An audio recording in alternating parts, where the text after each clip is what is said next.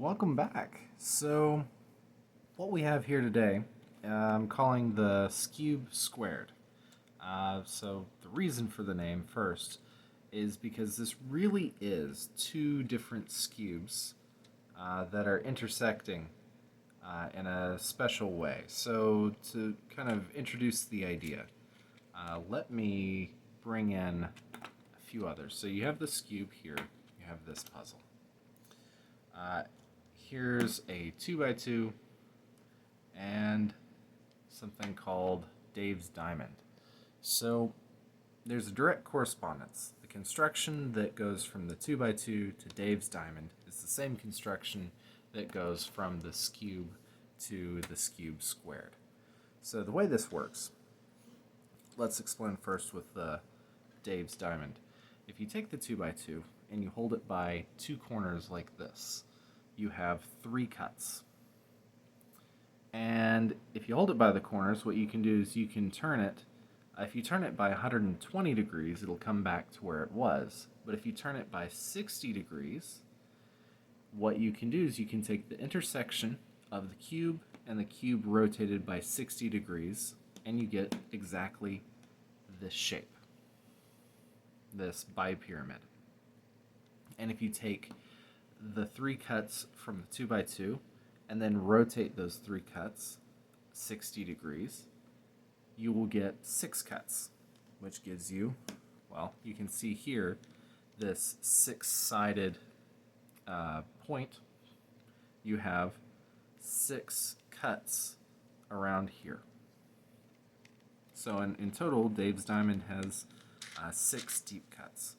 Now, there is one difficulty. Now, this is a difficulty for Dave's Diamond, is that the 2x2 is a type of geometry that's known as, it's not simple deep cut, it's complex deep cut, which means usually you have to use some sort of shells mechanism. Sitting inside of here is a 3x3. And that 3x3 then is bandaged partially, that allows you to only deal with the 2x2 on the outside. For Dave's Diamond, having six deep cuts in each set of three is a complex deep cut puzzle means that it really doesn't want to be built as a mechanism, and there's a very sneaky way around that. This has a 2x2 inside of it, and you see that some of these turns just do not work. Well, they don't work because this 2x2, which you can see there's that cut, and this cut. Those are the three cuts. That 2x2 is attached at the corner to this switch. And if I turn this switch like that, it activates the other three cuts.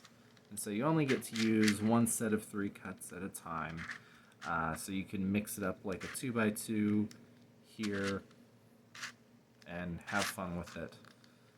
It's currently scrambled because I still don't know how to solve it, but you can go back and forth between two different 2x2s on the puzzle. Now, if we do the same thing with the Skewb, you grab a corner, hold it by a corner, and this Skewb, well, Skewbs have, instead of three deep cuts, well, they have the three around that corner, but they also have one kind of right in between two opposing corners. So if you take these two corners and rotate it 60 degrees, you intersect those cuts and you get this, with one key difference. This Skewb and the rotated Skewb by 60 degrees share the middle cut. This means that we took four deep cuts, rotated three of them, one of them mapped onto itself, and so we get a puzzle with 7 deep cuts. Now, the Skewb here is known as a simple deep cut puzzle, which means if you want to build a mechanism for it, you can do a rails mechanism, and it has like one outer shell and all the mechanism is on that outer shell. You don't need to do you don't need to build up the mechanism with layers. You don't need a more complicated puzzle deeper inside of this core. So if you take two skewbs and you intersect their axes to get this 7 axis puzzle,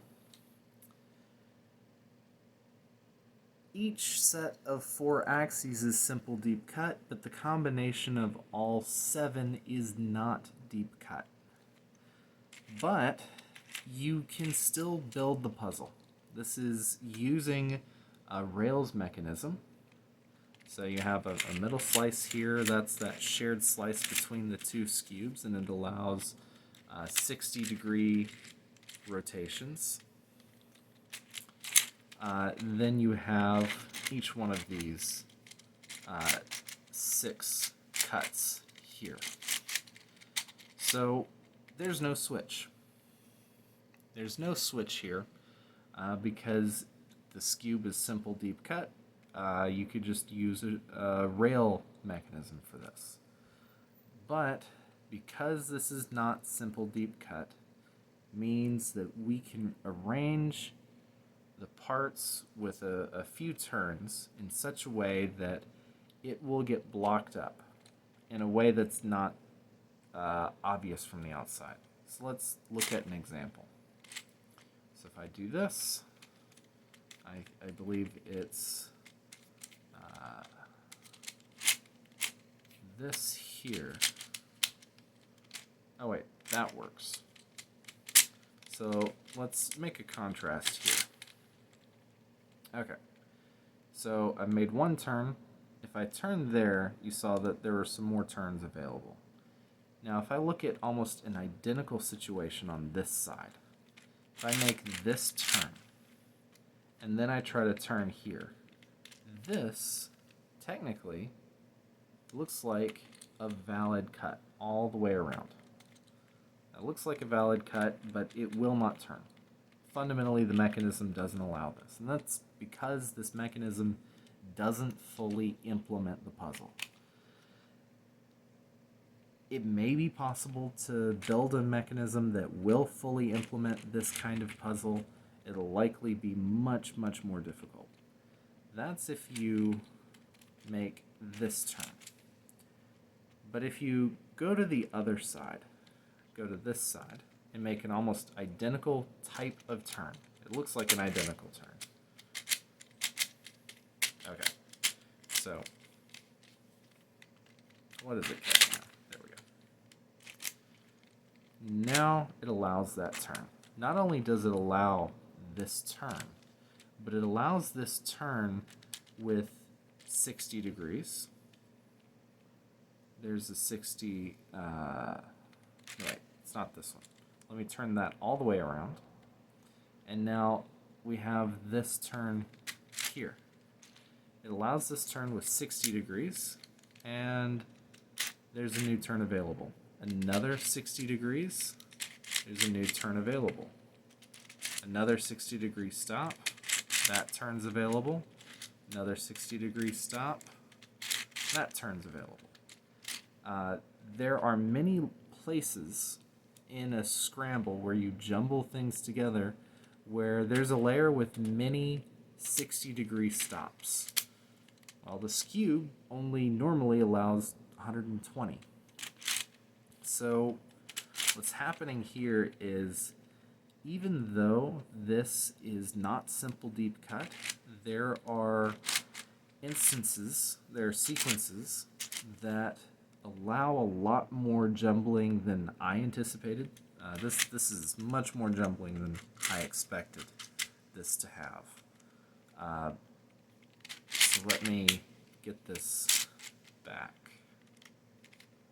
So this allows a lot of jumbling. We can jumble it up in a moment. I want to say a few things before mixing it up completely. So this absolutely jumbles. There are a few turns along the way that look like you can do, but the mechanism blocks that isn't visible from the outside. It's a little catchy. There's a funny feature where because of these corners here, I say corners, it's on an edge, but it's the intersection of 1, 2, and then 3 cuts. Rail mechanisms for stability usually need something special in threefold or higher intersections of cut planes. There's a strictly internal piece right inside of here, and there's exactly 6 of them. Only 6 strictly internal pieces around its equator that are just needed for stability. The thing will derail and fall apart if you don't have them. And they are part of some of the parts that end up blocking things. So there's not really an easy way around this. So there are a few other interesting features. There are plenty of dipyramid geometry puzzles. This would be a hexagonal dipyramid. It's not like canonical. It would be a hexagonal dipyramid, except it's flipped around so it rotates around an edge. Okay. This is not a sweet spot geometry. So normally there's a certain angle, a certain height for the dipyramid that you can pick, where the dihedral angles between faces match the dihedral angle between these two faces, or maybe it's between this face and that face. That dihedral angle matches another face, or maybe that face and that face. That dihedral angle matches the angle here. There are a lot of different choices that lead to puzzles that can scramble. This is not one. The whole reason that this puzzle scrambles is because of this equator turn, which is not one of the turns for a hexagonal dipyramid. It's not simple deep cut. It's not a sweet spot geometry. It's really a different kind of geometry that definitely scrambles. So, speaking of the scrambling, let's go back to that jumbling interaction that we saw earlier. So we could do this. Let's do a 60-degree turn. Maybe make a few moves. We can see just how kind of chaotic this becomes. It's funny, the other setup, where if you like flip it around, the other setup very quickly locks up, and there are few moves. There aren't that many moves that you can do. Whereas when you flip, there are these two corners. When you kind of switch their roles, all of a sudden, all of these moves open up, and there's really not much obstructing scrambling. Surprisingly little obstructing the scrambling, even though it's not a simple deep cut puzzle that's built as if it were. So a lot of times you find that 120-degree turns are necessary. You can't really do 60-degree turns without it getting jumbled up. But there are many instances where it's like you're doing 120 degrees, and then something shows up where you can do 60-degree turns, and then a lot of things can happen. So essentially what's happening is it's that equator of the puzzle that kind of shows up in the jumbling when you least expect it, and it allows scrambling that you just aren't expecting. So if I've also found it's not too difficult to return it to its original shape. You just need a few algorithms from the Skewb. So here's an example. You can see it's kind of close to, or at least I think this is an example. It's kind of close to the original shape with a lot of stuff moved around. If I do a 60-degree turn here, other turns open up. So it's like many times during the jumbling, you'll find that 60-degree turns lead to a lot of new scrambling that just wasn't there before. So, like, you can see just from some of these interactions, there really is not much preventing the scrambling here. So let me just say another word. With some of the rail mechanisms, especially for smaller puzzles, they're quite tight. So there's a way to disassemble this. There's a cap here.